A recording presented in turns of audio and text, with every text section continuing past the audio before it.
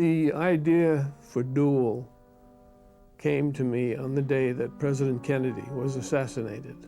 A friend and I were playing golf over in Fillmore, and when we came in for lunch, we heard about the assassination, and we were so distressed by the news that, of course, we forgot about the golf game and started going home. And as we were going through this narrow pass on the way back home, this huge truck started tailgating us. And we went faster and faster. He went faster and faster. And we were screaming out the windows with as much fury about the assassination as about him trying to kill us. And finally, my friend pulled off into a dirt siding, and his car spun around, and this truck went flying past. And we were really shaken up by it. But having the true writer's mind, within a few moments, I thought, man gets chased by a truck. And I wrote on an envelope. I didn't even have a piece of paper with me. He had some mail there, and I wrote on the back of one of the envelopes the idea. And for a period of time, I presented the idea to a number of series on television, and they thought it was too limited. They said, no, there's just not enough there. And finally, I gave up on that idea, pitching it for a television idea, and wrote it as a novelette. And it was published in Playboy. And then Universal picked it up, and I did the screenplay. When I wrote the story, Duel, to me, it was just a straight suspense story. I named the main character Man with some sort of foolish idea that I was making a metaphor for mankind, which didn't last. The fact that you never saw the driver, which was in my script, but in my novelette, he saw his name on the side of the truck. His name was Keller, which I thought was a clever way of saying killer. But I never visualized it in any way as anything but a straight suspense story, what a normal man would do when presented with such a circumstance, how he would respond. And finally, of course, even though he was a totally non-heroic type, how he finally caused the man's destruction who had been trying to kill him. Oh boy. I'm a visual writer. When I wrote the story Duel, I saw it happening in my head like a movie, so I could transpose it to script form very easily. When I write a novel, I see it in front of my mind's eye as though I were watching a movie and I'm just describing the movie. So I am a visual writer, and I never had difficulty from the very start.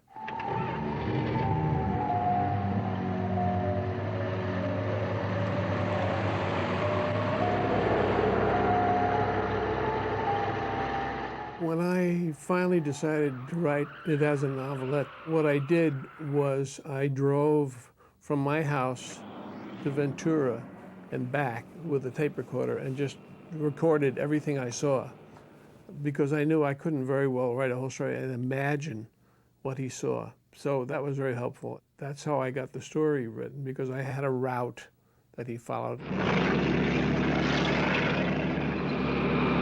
I had no specific character image in my mind for the driver, except that this was like a pre-road rage story. But what was interesting is that when I went to watch them shooting, several people came up to me and said the same thing had happened to them.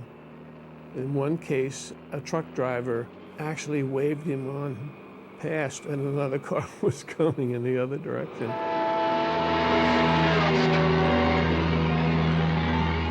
At one point, I thought that there was not enough material in the novelette for a full-length television movie, which at that time was 90 minutes. So I thought perhaps I would have to have the man's wife with him, so there could be an interchange between them. And I don't know who talked me out of it, but I'm certainly glad they did, because it would not have worked well at all. It was much better the way it was. But there were scenes that were briefly told in the story, which I utilized and expanded them for the film. The sequence in the coffee shop was one of them. That was where I first met Stephen. And I went in the cafe, and it was so realistic. I thought, well, the cafe is open for the day, and they're just shooting around their real customers. I didn't realize that they were all actors, because they looked so good. They're so real. Would you mind checking those radiator hoses? I'll do that. Take a look at my snakes if you have time. My wife and I, in driving across the country, had stopped at gas stations that had all these things. And so obviously it was our decision to put one in there. And then how it was staged was Stevens, the truck knocking over the phone, the tarantula on Dennis Weaver's leg. I know I had him trying to call the sheriff and the truck coming, so that was in the script. But all the little niceties of detail were Stevens.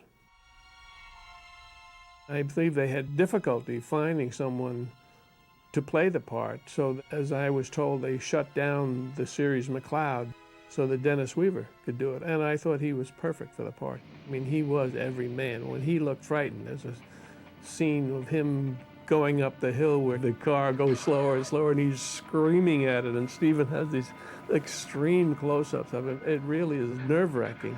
Please, please.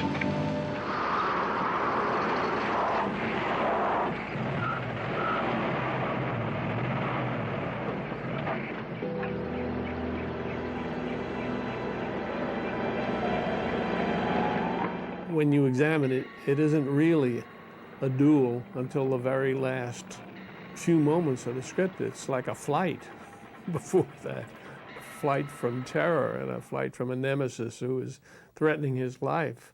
So in that sense, it's not a duel with two equal protagonists. But then towards the end, the hero finds the courage and the ability to make it a duel and destroy the truck driver. In my novelette, the truck had gasoline in it, and when it went down, it exploded into flame. And obviously they chose to have the truck empty, and infinitely better to show in this slow motion all the way down the cliff to the bottom. It was marvelous, a marvelous sequence, and the sounds were incredible.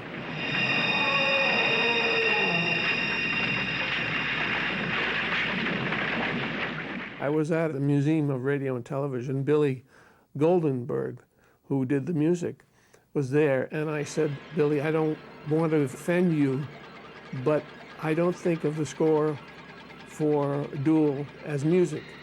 Is it music? And he said, no, it's not music. He said, Stephen spoke to me and said, I don't want music, I don't want melody, I just want noise, I want sounds.